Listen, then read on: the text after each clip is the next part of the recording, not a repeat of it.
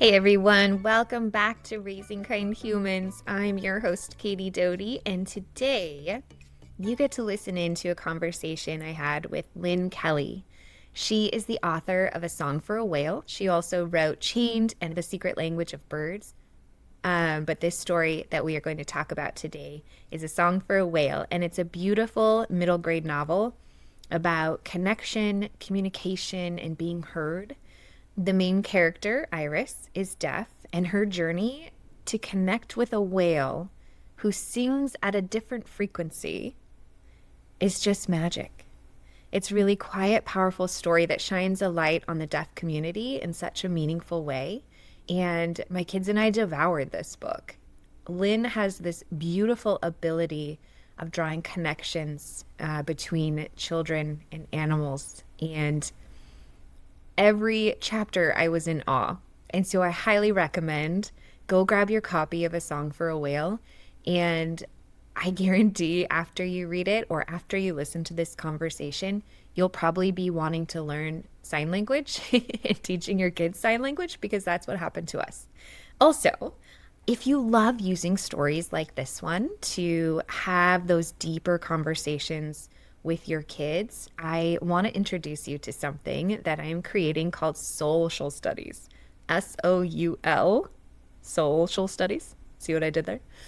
This is a program that I'll be launching this fall, and we are going to be covering all of those topics that you know you should be teaching, you should be talking about, but maybe you just don't quite have the right resources or the confidence or the knowledge to do it. So this curriculum is a story-based curriculum, and it's rooted in kindness and justice and action. And we are going to cover those topics. So I want to tell you a few of them that we will cover in the fall through the school year. It'll be until May. So September to May, we're going to talk about stories of belonging and immigration, inclusion, ability, Indigenous stories, cultural traditions, understanding poverty, celebrating Black history, trailblazing women, sustainability, acceptance, identity, all of those topics that your kids need to know. And we need to be open and talking to them about that so that they can be kind and courageous and stand up for others and have empathy and just lead with heart. And I feel like we need to do it together. We can't do this alone. And I would love for you to come and join us. So every month we'll go through the KIND method. We'll learn about nonprofits that are in the area that we're talking about. We will do fun activities. I have science projects and art projects planned. There will be a story every single week that talks about these topics because pulling a kid on your lap and reading a book is a way easier introduction to some of these topics, and it has sparked such meaningful conversations with my own kids that I know it will be powerful for you too. So I've curated the book list, and we will also be doing a community service project each month. I want to have live classes where you get to come and meet authors and experts and nonprofits so your kids can talk directly to them and be part of making a difference in this world. So if that sounds like you, if that sounds like your family, if that sounds like something you're like, yes, I need this, let's do this together, come join us. You can join the waitlist right now if you go to teamkindhumans.com/social studies, SOULCIAL studies, and sign up for the waitlist to be the first to know. And let's do it together. But now I'm really excited to welcome Lynne Kelly to the show. So without further ado, please welcome Lynne. Welcome, Lynne. I'm so excited to have you on the podcast. My kids and I have devoured your first book, and I'm so thrilled that we get to chat about A Song for a Whale today. So if you don't mind taking a moment to introduce yourself, and then let's dive into your background a little bit about how you got here as an author. Okay, sure. Yeah, and thanks for having me. So, yes, Song for a Whale. It was actually my second book, but my first book, Chained, that'll lead to how I got here because that's the book that made me an author. Chained came out in 2012, and it's no longer in print, but I've seen, you could find it at a used bookstore, for example, or some used bookseller online. That one is also about an animal and a particular character who connects to that animal. So that's what I've done so far in my stories. That's what's worked out. So Chained is about a boy who takes care of a captive elephant at a sort of rundown circus show. And that I hadn't planned on becoming a writer ever. I've always been a big reader, but hadn't thought about writing books as something I could do. And I got the idea for that story after hearing an anecdote about elephants. I heard that well, apparently, if a young elephant is caught and contained, like to be in say, a circus or some kind of show, they'll struggle really hard to break free. And then once they give up forever. So that's why you Oh, might see decades later a full grown elephant held in place by a little rope or chain it could easily break away from if only it knew it was strong enough. I had thought this could be a good example of success and failure if I could write this into a story. And I was teaching special ed at the time, third through fifth grade, and was literally surrounded by children's literature because my students had reading levels that could be all over the place. So I had lots of books in the room and loved helping them find, the right book for them, one of interest and that's not too easy, not too hard. And I thought, oh, I could tell this as a story, as a work of fiction, and tell my students at school that, I love elephants, but if it's true that they fail once and give up forever, that's one way we don't want to be like them. We yeah, keep trying until we succeed. I know not much would get done. No books would get written. No, for sure. you could apply that to any skill you have. No games would be won. No concerts would be played if we gave up when it got too difficult and gave up the first time we failed. And then, so I worked on that thinking it would be a picture book about a captive elephant who then, by the end realizes she's strong enough to break free. And then it grew from there. I went to my first writing group where I would get a critique. And thankfully, one of the first people who read it said, "This feels like a story that needs more space. Like, I think this is a novel and it's not a picture book." And back then I thought, oh no, a novel, that's so many words. But now I think, oh, a picture book. How am I going to write something with so few words? Because you, they look easy because they're so short. But that's one reason they're difficult to write. I have to tell Mhm. a compelling story if I'm writing a picture book and I have maybe 500 words or so to do it. That's hard to do. And so I thankfully took that advice. Thought, well, I don't know how to do that, but I'll figure out what's the next step. How do I do that? And then what do I do from there? So that story grew from there, and I was just working on it one chapter at a time and figuring out what could happen next. Still has that thread through it that this is about being captive and then getting the strength to break free. Um, but as it grew into a novel, it was not just the elephant herself, but the boy who's taking care of her Mm. who has to do that because although he's not physically chained up, he is as trapped as she is, and that he's not allowed to leave. So, and they become very close, and though they'll have to go their separate ways, he wants to work to free the both of them because that's good. That's the best thing for the two of them. So there's the book that made me a writer, kind of just a quick idea to or not quite publication journey, but that's where the idea started. And then I took about 3 years to complete a draft that was strong enough to send to editors. And as you've probably heard from other writers, things don't move super quickly in publishing. So 3 years to get that draft written. And then, of course, there's more revising after an editor says yes. And it still could take a year and a half to 2 years before it's finally a finished book on the shelves we can read. And so, all in all, 6 years I did a publication for Wow. that. So, it's probably good I didn't know that going into it because that's a little daunting to think I'm going to start a project today and I'll be done in 6 years.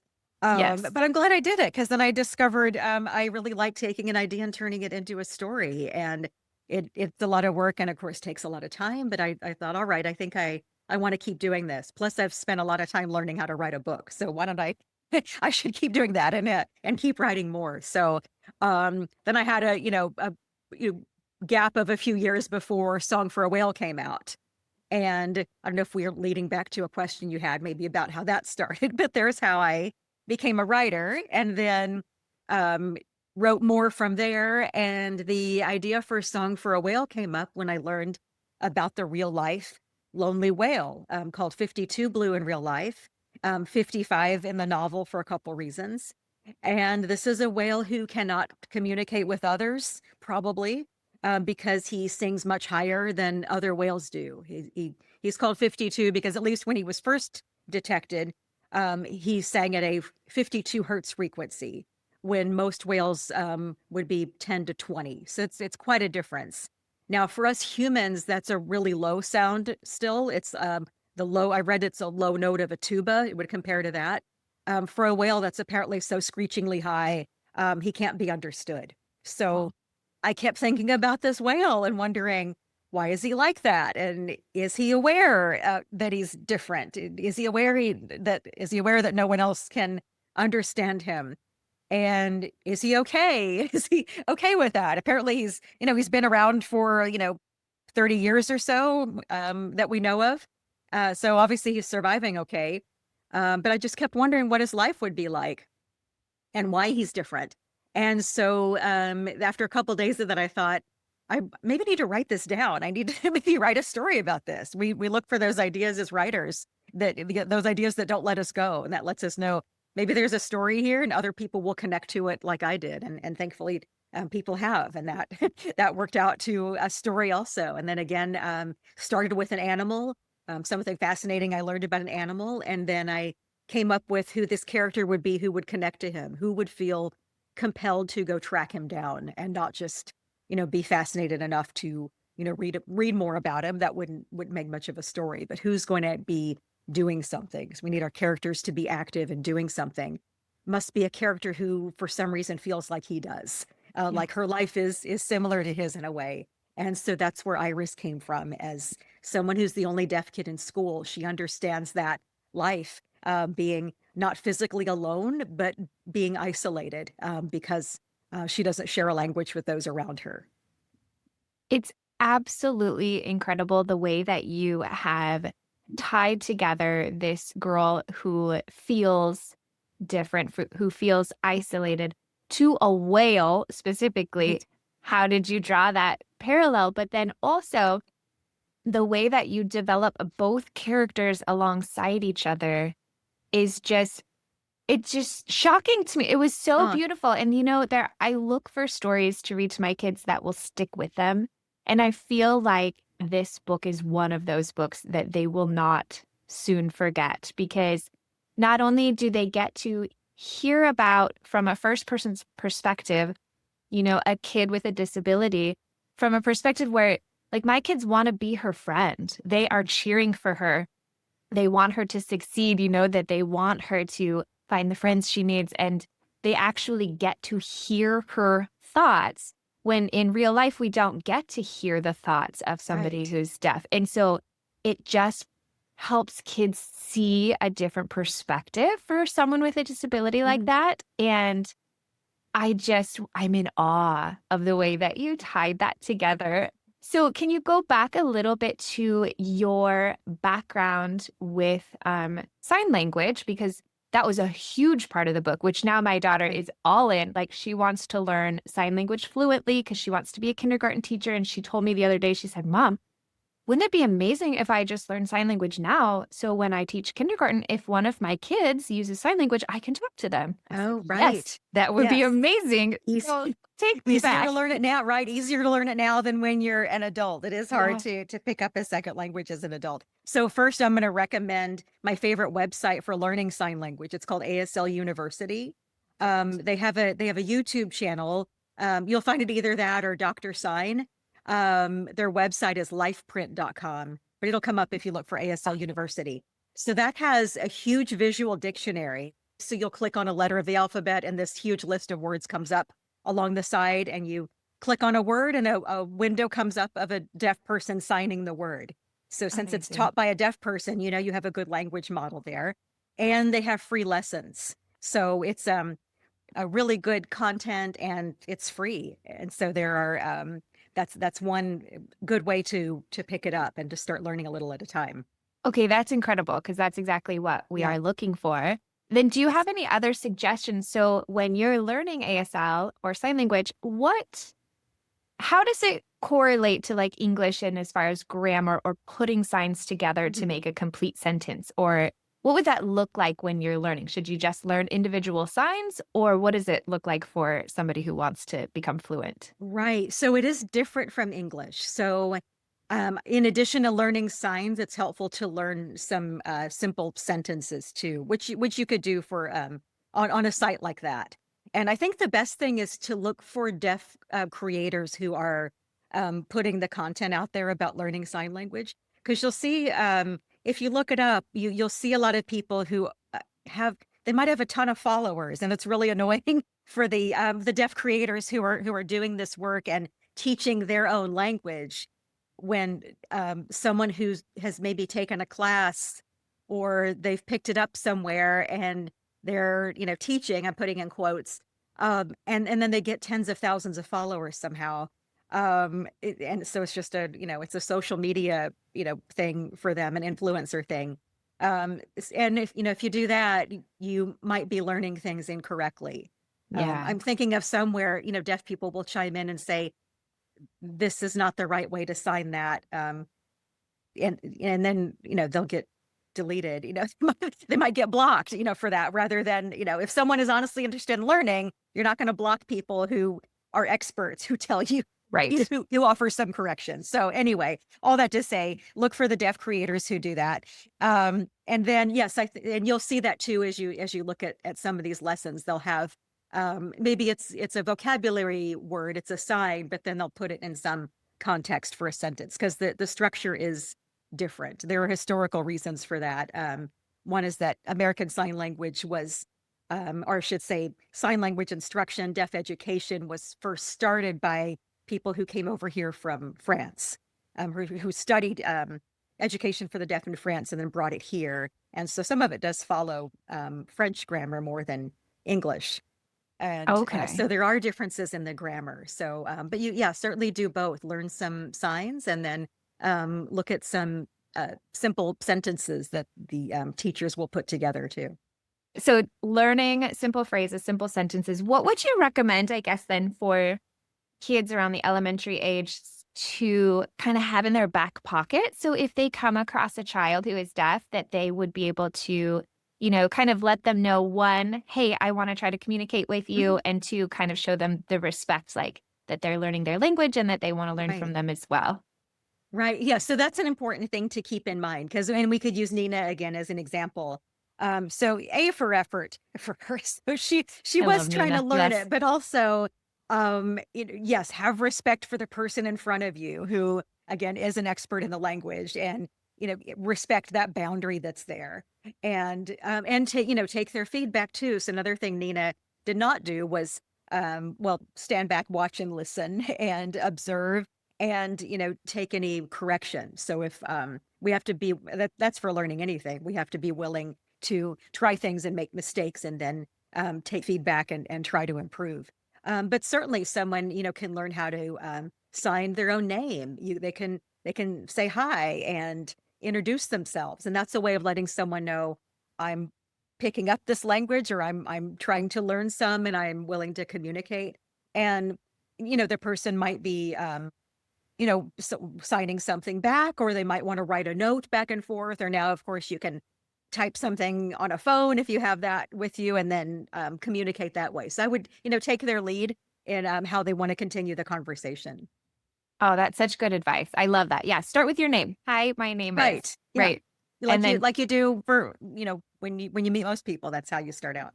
Mm, exactly. And yeah. I feel like that's something too, then starting with the alphabet so kids can spell their own name or spell things Right. out if they want to Yes. say something they don't know the sign for Yeah. or Yeah. anything like that. Yeah. How do you sit? Can you sign for us? Hi, my name is. Oh yeah. So for hello, it's pretty simple sign. So up here, and it's kind of like you're just saying hi to someone. Okay. And then for and same hand shape as it happens. So you touch your chest with your closed palm. That might be confusing. I mean, open hand, but your fingers are together. Oh, Um, okay. so yeah. And then name is the like, so two fingers up and you tap them. So this is name. Yeah. Okay. Um, and then you spell out your name.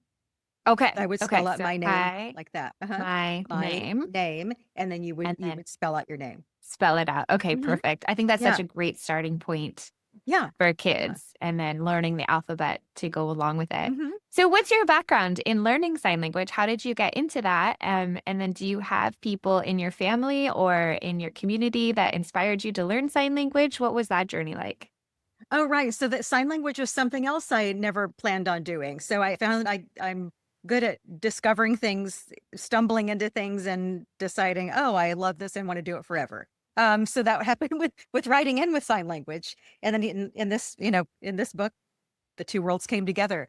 I actually went to college to get a psychology degree, and I did get one. I just have never worked in that field after all. So it was probably my junior year of college. I had to pick an elective. I just didn't have enough on my schedule. And I thought, oh, they have sign language. That sounds fun. I'll do that. So it was really meant to just be one class to fulfill my requirements. And then I loved it so much, I wanted to keep learning more. And, anyone who's learned another language, that one semester is not enough to really communicate that well. You can have a good, well, a basic, simple conversation after that time, but you can. It's one of those skills you can continue learning forever, and I like those things where you can learn a little bit and get by, and then or you can continue it for your lifetime, and Yes. always more to learn. And so that's where that started. And I took another class, and at the time that was all the college offered, which again isn't much. And so then I took classes outside of college, like community ed classes taught by deaf people in small groups. And of course, that's where I learned the most. And then I would just keep doing that. It was probably 6 weeks at a time.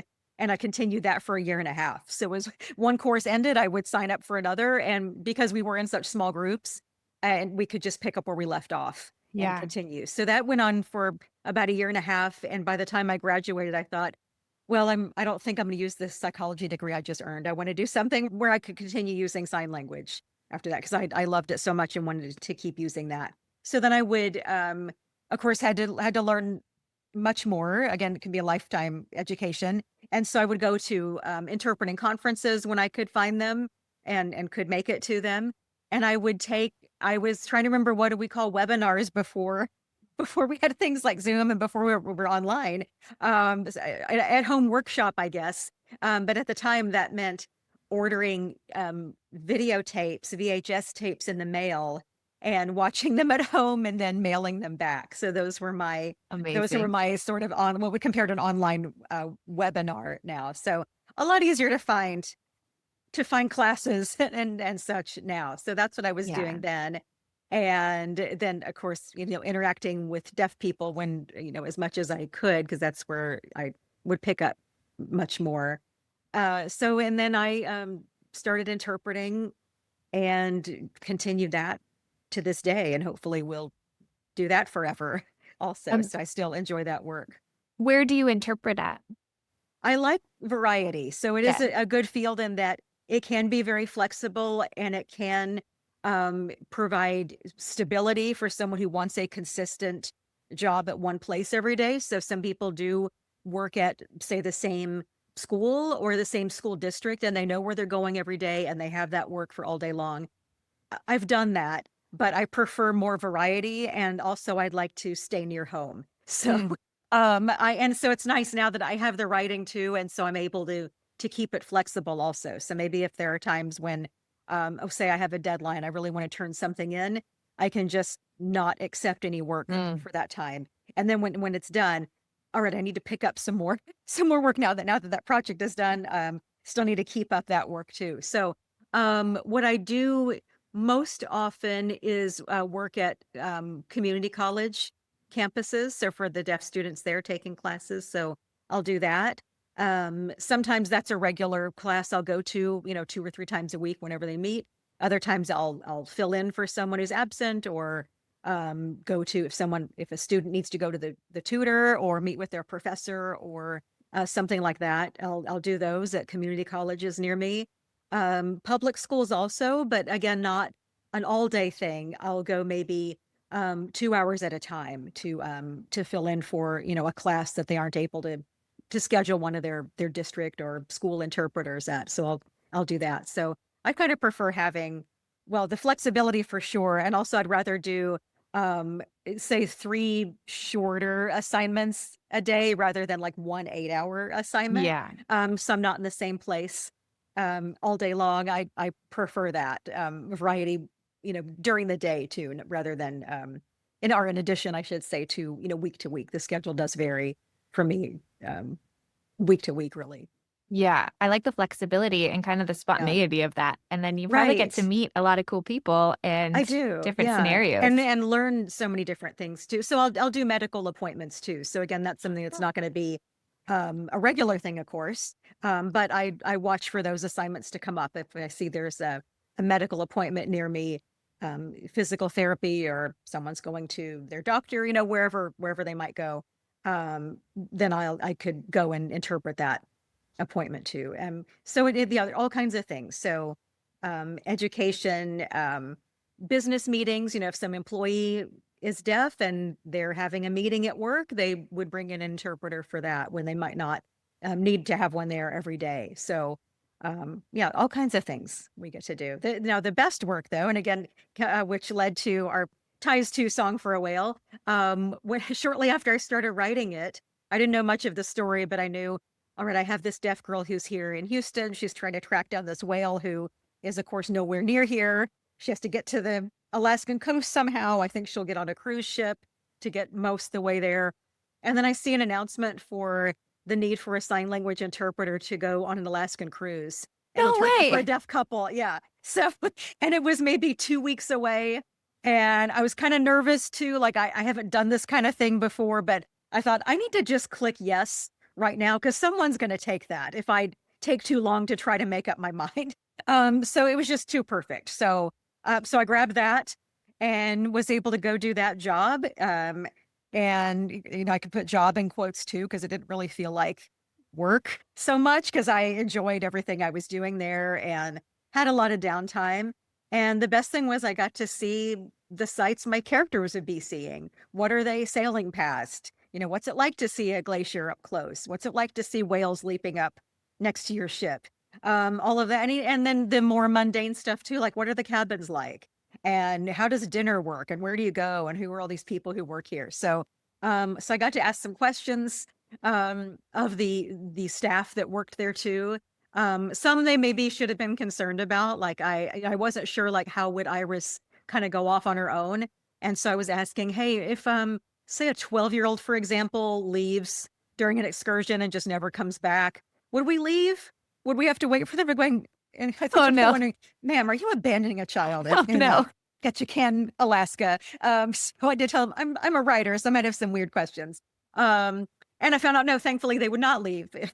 If it's one of us, yes, it's too bad. You didn't come back to the ship on time. We're going to go. But a child, they would have to stay. So, all right. So that plot thread doesn't work. And then a year later, I did that again. It was a different route. The first one was round trip out of Seattle. Second one was one way, I think, Vancouver to Seward. And so I got to see different sites. It was for a different deaf couple. And again, just enjoyed seeing everything and anything they wanted to do. Yes, I'll go on your whale watch if I must. That's my job. So any of that, I just enjoyed doing all of that. And then, again, that second one, it was a year after I started writing it. So I was about finished. I was wrapping it up. Of course, that's a lot of writing and revising along the way. And then I knew some questions I still needed to find out. I had some holes to fill in still. And so I could do that on that trip. And then soon after wrapped up that revision. So there's where the two careers definitely collided in the best way there. The absolute best way. Yeah. What a way to do your field work and your Yes. background Yeah. information and your I won't be able to research. top that. Yeah, I won't be able to top that for a research trip, I don't think. That's incredible Yeah. because you do in the book really a good job of describing in detail, what it's like to feel a glacier. Or she talks about, well, what if I don't come back? And then, Benny's like, Yeah. well, they have to wait for you. Yeah. That's not going to Right. work, right? But Right. So some things I picked up, you'll definitely see there. Like a, impromptu whale watch, really. Not a scheduled trip, but these humpbacks, 50 or 60 of them is what the naturalist on board estimated. Just decided to start leaping around next to the boat. And so they, they'll go up and make some announcements. Say, go out on deck. You'll just see your own personal whale watch out there with humpbacks next to us. Incredible. So yeah, so that kind of stuff, led into or showed up in the story. Which also gave Iris some hope as she tracks down Right, the one that she actually wants to see, right, right. and she had missed the first one but got her own Yeah, little personal viewing and yeah, kind of that little nod of, okay, you're on the right track. You can do this. Keep yes, going. And I yes. thought that was a really sweet Ah, moment thank in you. the story. I want to go back to Nina. Hmm. I like Nina. I think we talked about this a little bit when we were chatting with my kiddos, but Nina has kind of it feels like she's more of a nuisance in this Hmm. story, but she has more of a backstory that I don't think we quite understand here. Um, and I want to talk a little bit about when you're so eager to do something right and be recognized for what you're doing that it comes across as either annoying or your kindness is not wanted at this Right. moment. And that kind of shows up in Nina when she's really trying to get Iris's attention and Hmm. not reading the cues or staying out of her, she's getting into her boundaries her bubble, right? And then Yes. Iris gets upset. So can you share a little bit more about Nina in particular, and then maybe ways that we can kind of read those cues and I'm trying to think of like how sometimes our kindness is just not perceived the way we want it Hmm. to. Right. Well, that could go back to our discussion about communicating with a deaf person you meet, and yeah, take just stepping back and watching and being patient with yourself too, because if you're signing fast but it's not clear, well, you're not communicating then. Right. So being accurate is more important than being slow. The fluency comes later with practice. And so that would be one thing is to watch. And yeah, Nina just got super excited and really wanted to show what she knew. And yeah, this is something I discovered more about her later when I found out, oh, people like this character that I just meant to be a very minor character and source of annoyance. And then when I decided to write about her, I had to get to know her as a main character. And we want our well-rounded characters in the story with good and bad qualities and backstories that inform why they behave like they do. So then I had to work on, all right, I just need to figure out a few things like, why is she that way? Why is she pushing someone away accidentally when she's trying so hard to be friends? Why is she learning a little bit of something and trying to show off like she's an expert? And I tell students when I talk to them, I'm not picking on kids here. I'm saying there are adults who do this too.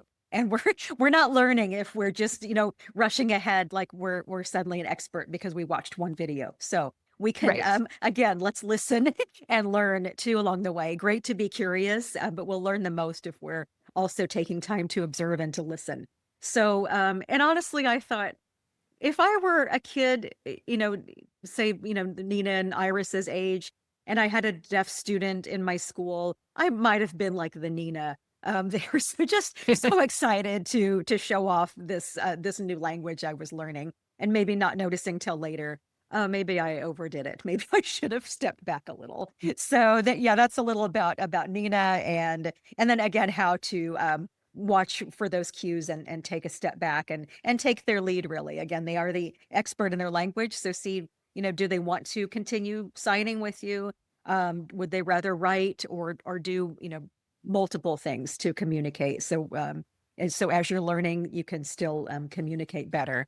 And then I thought too, as I discovered more about Nina's character, I thought, all right, I think someone who tries to pretend she knows more than she really does, that's someone who doesn't feel very smart. So let me figure Mhm. out why that could be. Because I think the smartest people I've known are very comfortable, at least seemingly comfortable, admitting when they don't know something, acknowledging that they made a mistake. I've interpreted this in some really well reputed colleges like Rice University for one. Actually, the student who inspired Iris's radio repair habit, I interpreted for a student there from freshman orientation day to graduation day.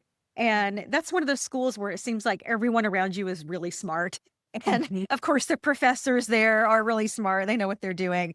But I noticed time and time again, very quick to admit when they made a mistake or thank someone for a correction that was needed. And so for Nina, I thought she must not feel like that. She's not comfortable with what she doesn't know. And so why is that? Oh, maybe she's in a family where it seems like everyone's perfect and everything comes easy to them. They make friends easily. They make perfect grades without seeming to try very much. And so she kind of overdoes it when she's just trying so hard to be seen as smart, and she wants to be seen as someone who knows things, who knows everything. And I love it when characters get the opposite of what they want because of Yes. their own behavior. Now, there are outside things that happen that are certainly not our fault. More interesting story is when the character causes their own trouble. And now I Yes. know we hate that for ourselves. We have to admit, okay, this is all my fault. I have no one else to blame. This is my own mistakes that did this to me. Um, so for her, because she rushes in and overdoes it and ends up having to pretend she knows more than she does, then people recognize, I don't think this girl knows what she's doing. I don't think she knows what she's talking about. So then she ends up getting the opposite of what she wants, which is to be seen as someone who's knowledgeable. Yes, absolutely. Now, Nina shows up in A Secret Language for Birds, correct? Yes, she is the main character in The Secret Language of Birds. And I thought too, as I got to know her character, all right, this is someone who goes all in on whatever she's interested in. Now she's not going to go halfway. So in Song for a Whale, that was sign language, and now it is birds. And we see in the first chapter why that is, why she developed this connection and this interest in birds after her family accidentally abandons her at a Bucky's gas station Oh, on a road trip. Now, if you don't know Bucky's, it is kind of hard to describe it. It's more of an experience than just a gas station. So yes, it is. they're big. Yeah, they're big in Texas. They're getting to some other states too, but not everyone has been to a Bucky's or knows how majestic they are. So she does acknowledge there are worse places to be abandoned.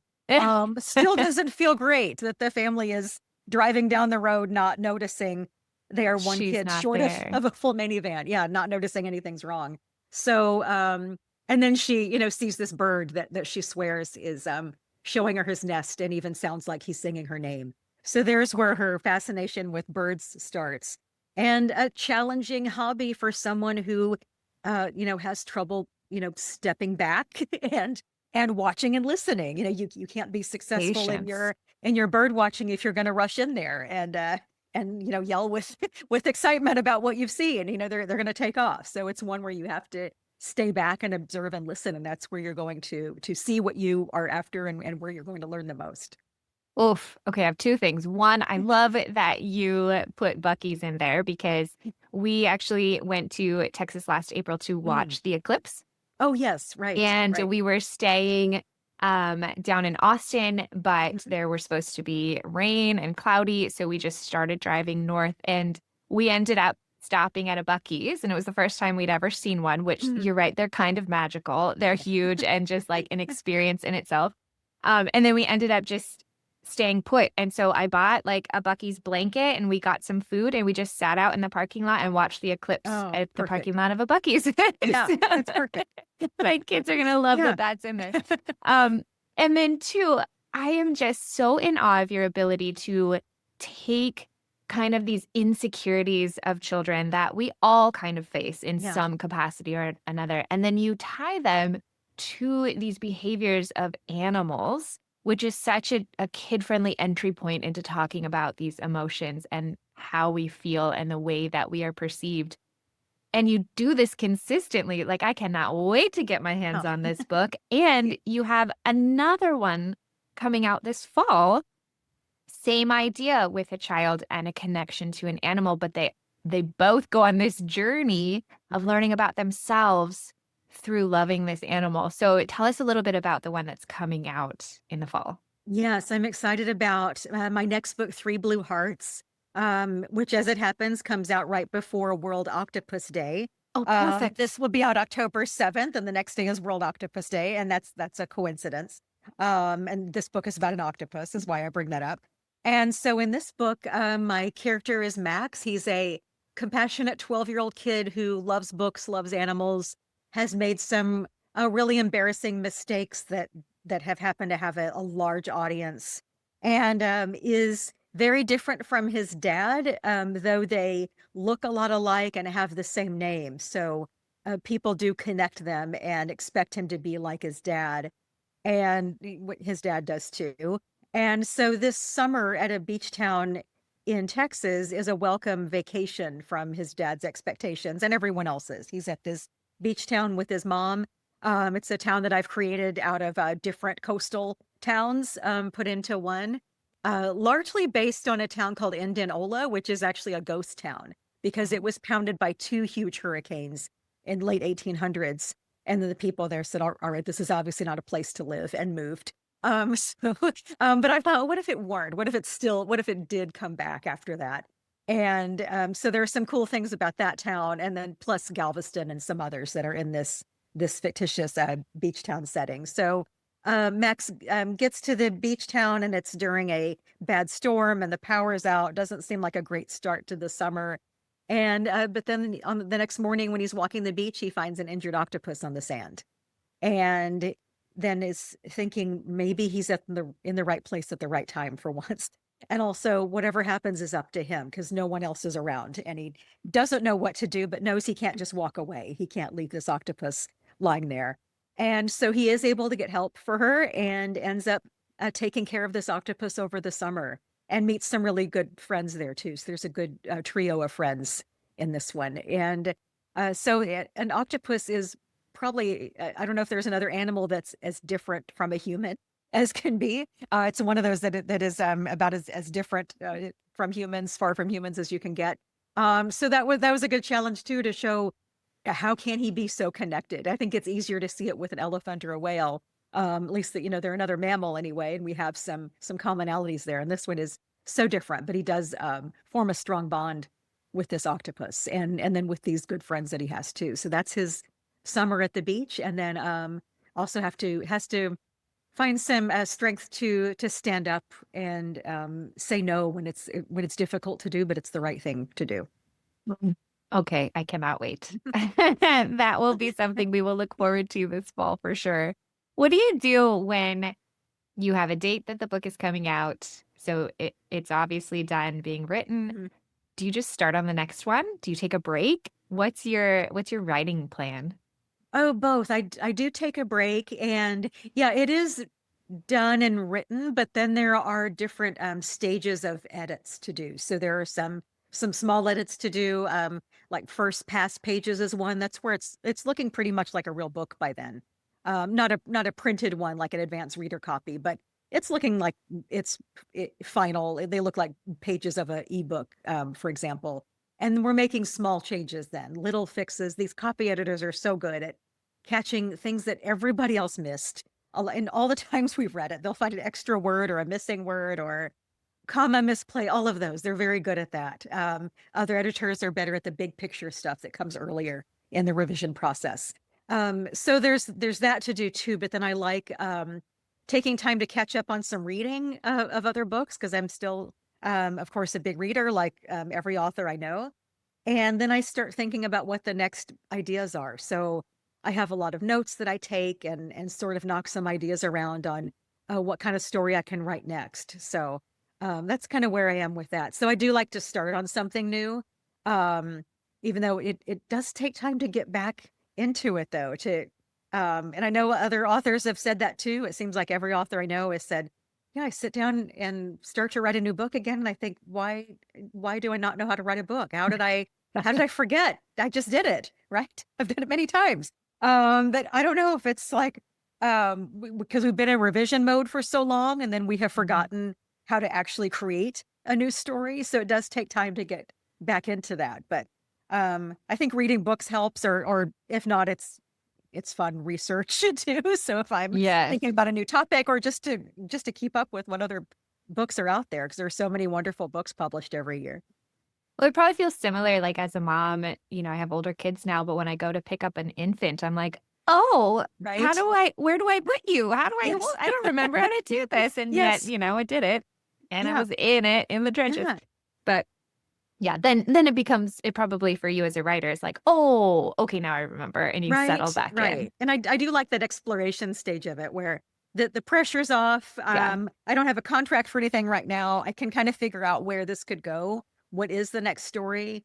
Um, really trying to get to know the next character at least. Because then I found if I get to know this character really well, that helps me write the story. And yeah, it keeps me from writing myself into a corner and figuring out, wait, this thing I was working on isn't working, or things just not being clear enough. Like even with so with the next book, I'll use Three Blue Hearts as an example since it's more recent to me. But questions my editor would ask about how this character is feeling, and even like pretty late in the process where it should be clear. I should have written that clearly enough. How does he feel about this other character? Is she like a little sister, or is she a crush, or what is it? And yeah, that should be clear. And obviously it's not. So, because since this question's coming up. And so if I figure out more about the character early on, then I avoid that that confusion later, or anything about the character being unclear, because it shouldn't be unclear, especially if this is a first person narration. The character is telling us the story. It shouldn't be a mystery how he feels. We right. should know that. So now I would have to clarify some things like that. So now I'm working on really getting to know my next character anyway, and then I can figure out too, what kind of story does this character need? What is it she's going to need to learn, or how does she need to grow along the way? What does she need to do at the end of this story? So we'll know she accomplished whatever it was she needed to do. What a fun journey. It's kind of like creating your own